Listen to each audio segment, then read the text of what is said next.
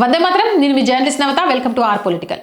నహరాన్పూర్లో మహమ్మద్ షాజద్ అనే gym trainer ఆ జిమ్లో శిక్షణ పొందే ఒక హిందూ అమ్మాయికి ప్రోటీన్ షేక్లో మత్తు పదార్థం కలిపి ఆమెపై అత్యాచారం చేసి ఆపై అశ్లీల ఫోటోలు తీశాడు.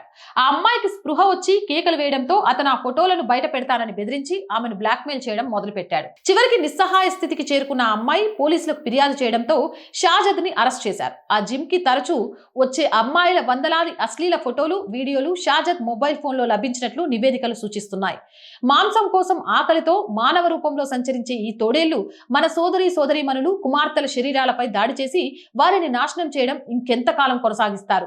ఆడపిల్లలు, ఈ జిమ్ముల పేరుతోటి మీరు ఎక్కడికి వెళ్తున్నారు, మీ జీవితాలను ఎలా నాశనం చేసుకుంటున్నారు అనేది ఒక్కసారి గమనించండి. తస్మత్ జాగ్రత్త.